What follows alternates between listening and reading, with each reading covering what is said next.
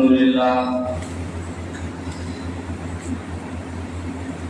لله وكفى وسلام على عباده الذين اصطفى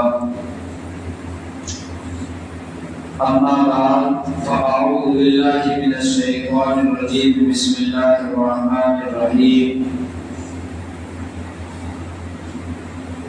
ذلك الكتاب لا ريب فيه وقال النبي صلى الله عليه وسلم خيركم من تعلم القرآن وعلمه.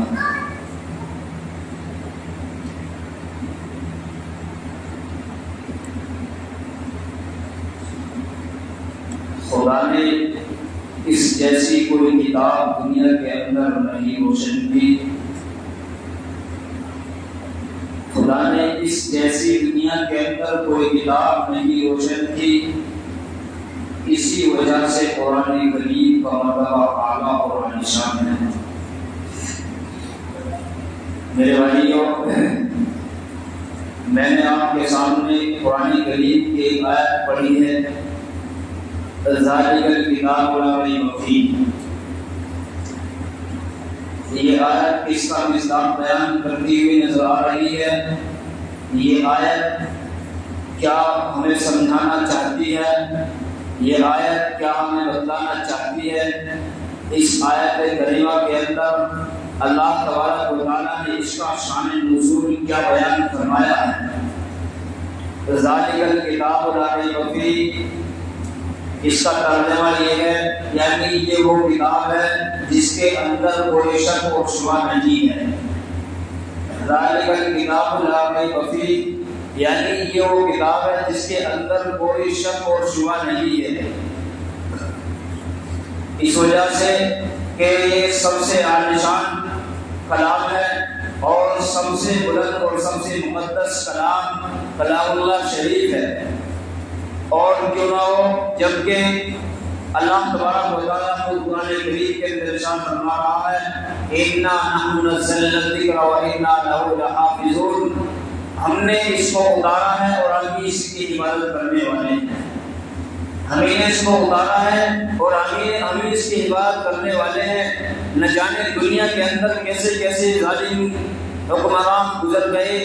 انگریز بھیڑیے نے نہ جانے کتنی طاقتیں لگا لی، کتنی وسعتیں لگا لی قرآن کریم کی تحریف میں، قرآن کریم کی رد و بدل میں.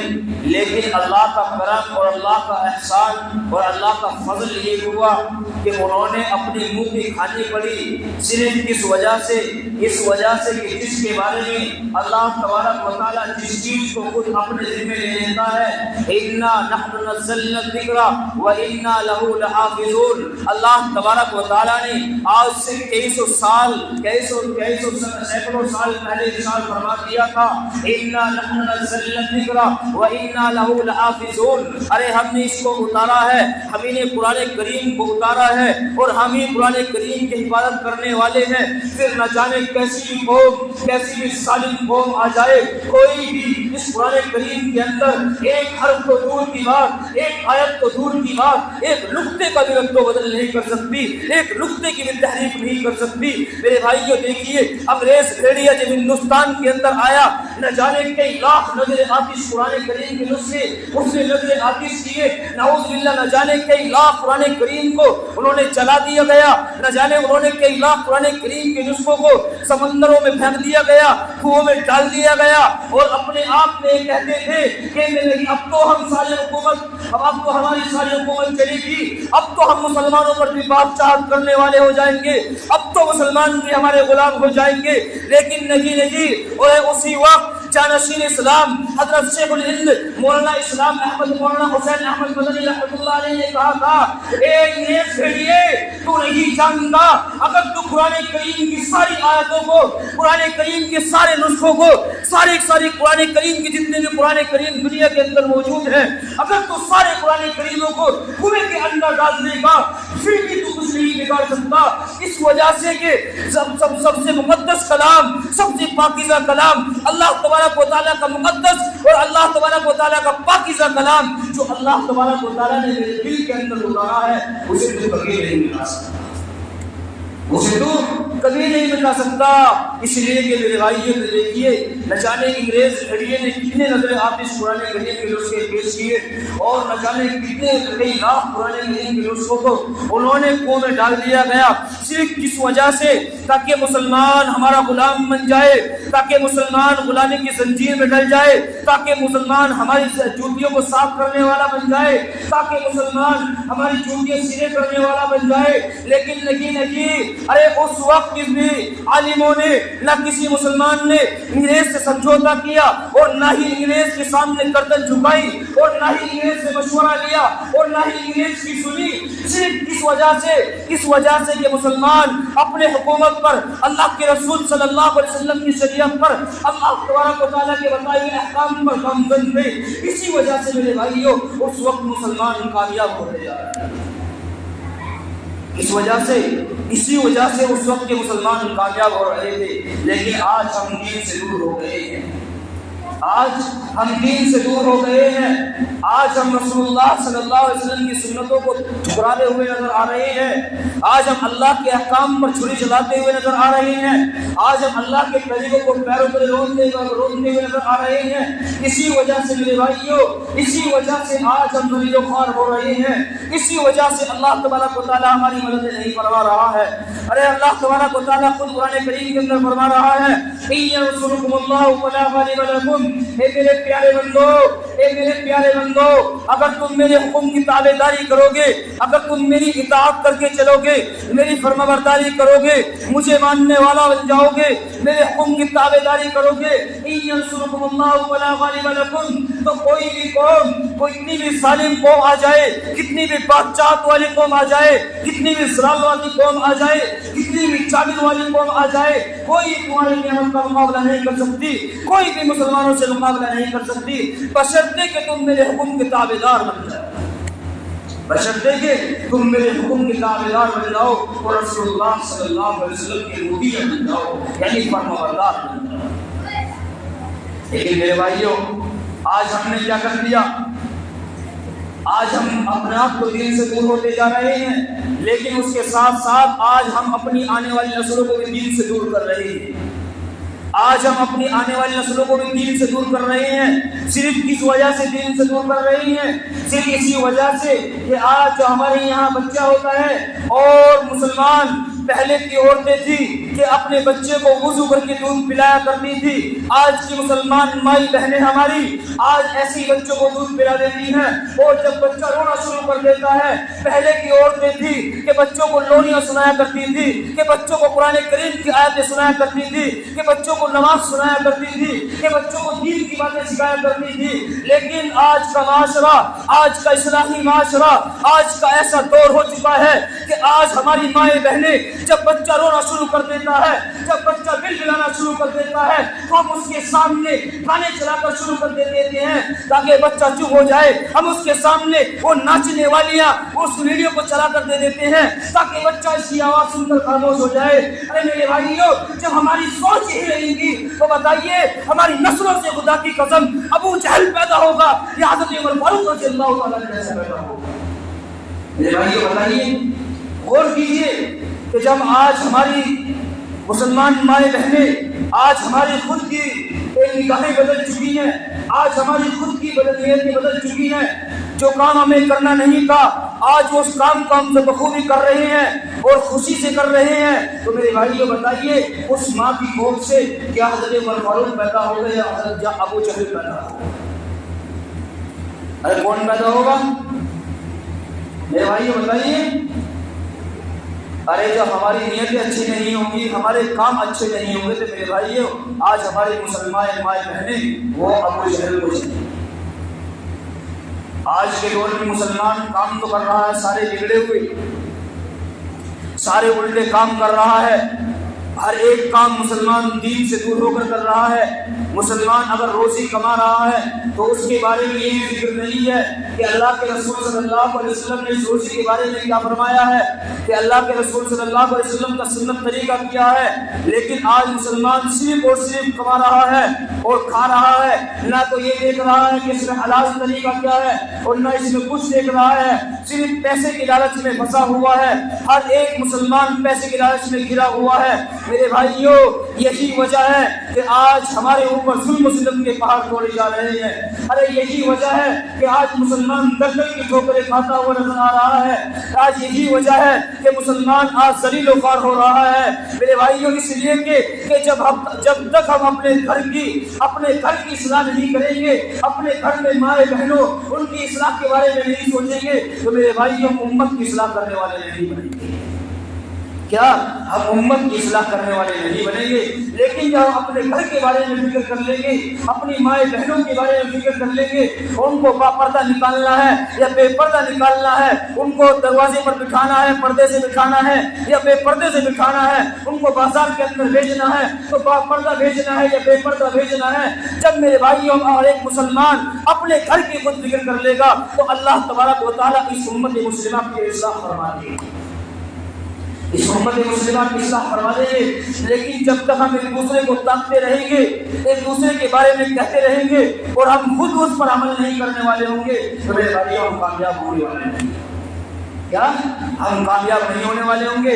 ارے اس وجہ سے اگر کامیاب ہوتا تو میرا آقا نامدار سرکار دو جہاں صلی اللہ علیہ وسلم وہ بھی ناکام ہو جاتے. وہ کامیاب کیوں ہوئے؟ ارے وہ جس کی وجہ سے ساری دنیا کو سجایا گیا ہے، حضور اقدس صلی اللہ علیہ وسلم کی بنسبت ساری دنیا کو سجایا گیا ہے.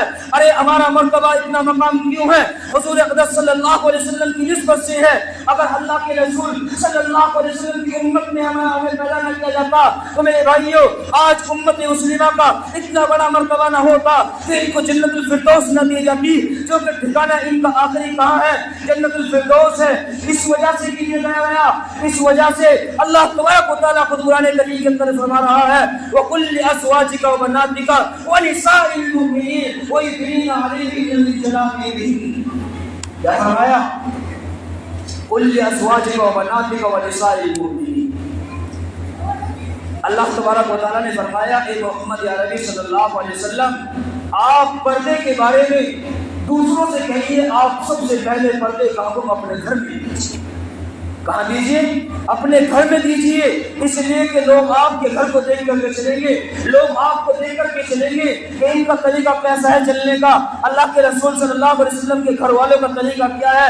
اللہ تبارک و تعالیٰ نے سب سے پہلے حکم جو فرمایا آقا نامدار سرکار دو جہاں صلی اللہ علیہ وسلم کو فرمایا. اسی وجہ سے میرے بھائیوں اگر ہم بھی یہی ٹھان لیں کہ ہم اپنے گھر کی اصلاح کر کے چلیں گے، اپنی مائیں بہنوں کی خوب حفاظت کریں گے، اپنی مائیں بہنوں کے بارے میں فکر کریں گے اور ہم اپنے آپ کو بھی اور اپنے بچوں کو بھی فکر کریں گے تو انشاءاللہ اللہ تبارک و تعالیٰ ہمارے معاشرے کی اصلاح فرمائے گا. لیکن جب تک ہم ایسا نہیں سوچیں گے تو ہماری کامیابی نہیں ہو جائے دیکھنے والے. تو اللہ تبارک و تعالیٰ ہماری اصلاح نہیں فرمانے والے، اللہ تبارک و تعالیٰ ہماری اصلاح نہیں فرمانے والے. اس وجہ سے کہ میرے بھائیوں صحابہ کرام کے دور میں جب اللہ کے رسول صلی اللہ علیہ وسلم درس دیا کرتے تھے اور اللہ کے رسول صلی اللہ علیہ وسلم کے پاس صحابہ کرام نہ جانے میل سے دور سفر کر کے آتے تھے صحابہ کرام اور اللہ کے رسول صلی اللہ علیہ وسلم سے سیکھتے تھے اور اللہ کے رسول صلی اللہ علیہ وسلم سے کہتے تھے اے اللہ کے نبی آپ ہمیں مسئلہ بتا دیجئے، اے اللہ کے نبی آپ ہمیں احادیث بتا دیجئے، اے اللہ کے نبی آپ ہمیں 2 آیت قرآن کریم کا سبق دے دیجئے تاکہ ہم اس کو یاد کر کے لے آئیں. تو میرے بھائی یہ بتائیے صحابہ کرام جن کی 80 سال کی عمریں ہو گئی ہیں، 70 سال کی عمریں ہو گئی ہیں، 80-90 سال کی عمریں ہو گئی ہیں، وہ بھی اس دور میں اس عمر کے اعتبار سے وہ سیکھ رہے ہیں. لیکن آج کیا ہو گیا ہے؟ آج کا مسلمان اپنے چھوٹے بچے کو دین سے وابستہ کرنے کو تیار نہیں. آج کا مسلمان اپنے چھوٹے بچے کو 7-8 سال کا جب بچہ ہو جاتا ہے تو اسے بھی دین سے وابستہ کرنے کے لیے تیار نہیں ہو رہا ہے، اسے بھی دین سے دور کر دیتا ہے۔ میرے بھائیوں، اس وجہ سے کہ اس اللہ کا خوف ہمارے اندر سے نکل گیا ہے، اللہ کی خشیت ہمارے دلوں سے نکل گئی ہے۔ اگر ہم اسی کے بارے میں فکر کر لیں کہ ہم اپنے بچوں کو خوب پڑھائیں گے، ہم اپنے بچوں کو اسلامی تعلیم ضرور دیں گے، جیسے ہم آج سمجھ رہے ہیں کہ اس کی تعلیم اسکول میں تعلیم دینا ہمارے لیے ضروری ہو گیا ہے، ارے میرے بھائیوں، اس سے زیادہ افضلیت، اس سے زیادہ فرضیت ہمارے لیے کیا ہے؟ اسلامی طریقہ ہمارے بچوں کو سکھانا کیا ہے؟ اسلامی طریقہ اپنے بچوں کو سکھانا ہے۔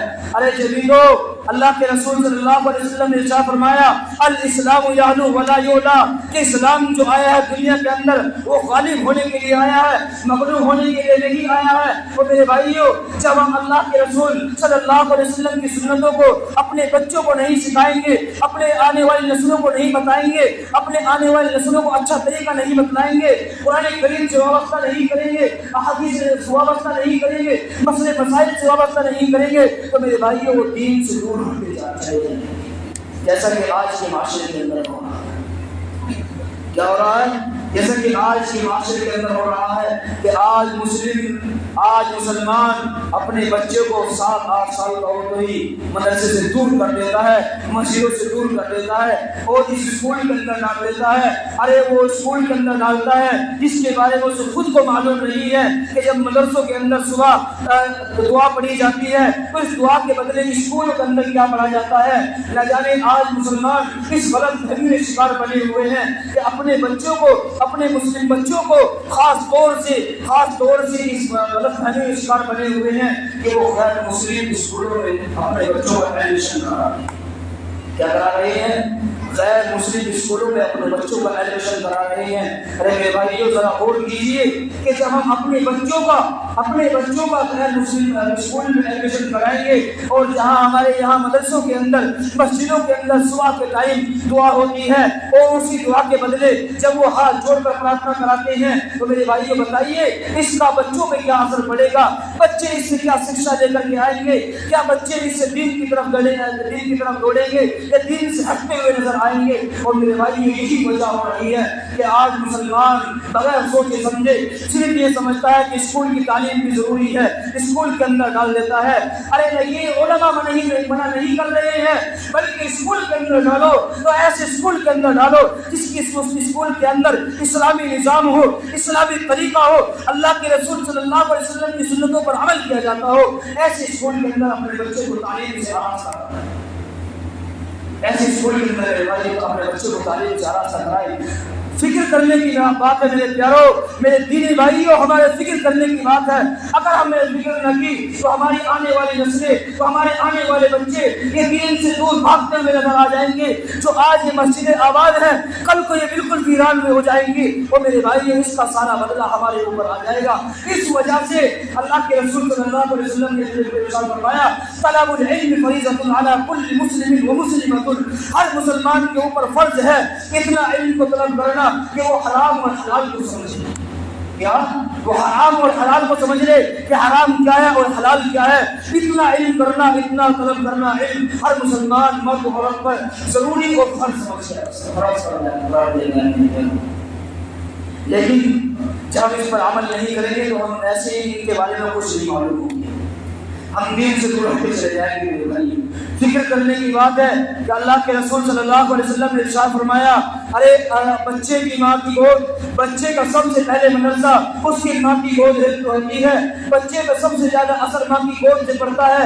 جیسا بچہ ماں کی گود سے شکشا لیتا ہے ایسے ہی بچہ چلتا ہے۔ اگر ہماری مائیں بہنیں اپنے آپ کو سنوار لیں، اگر ہماری مائیں بہنیں بھی اس پر عمل کرنے لگ جائیں کہ اپنے بچے کو باوضو ہو کر کے دودھ پلائیں گے، شیخ الاسلام جناب حضرت مولانا مفتی تقی عثمانی صاحب جو آج پوری دنیا کے سب سے بڑے عالم ہیں، ان کے والد ان کی والدہ के बारे में ये इरशाद फरमाया है, वो खुद अपनी ज़बान से ये बयान करते हैं कि मैं अल्हम्दुलिल्लाह, न जाने अल्लाह तबारक व तआला ने मुझे इसी वजह से इस मकाम पे पहुंचाया है, इस वजह से कि जब मैं रोता था और मेरी वालिदा मुझे दूध पिलाया करती थी बचपन में, तो मेरी माएँ चाहे कैसी भी हालत में बैठी हुई हो, चाहे हाथ चल रहे हो, चाहे पैर चल रहे हो, उस वक्त भी मेरी माँ, चाहे सर्दी का मौसम हो, चाहे गर्मी का मौसम हो, उस वक्त भी मेरी माँ सबसे पहले वुज़ू करके मुझे उसके बाद दूध पिलाया।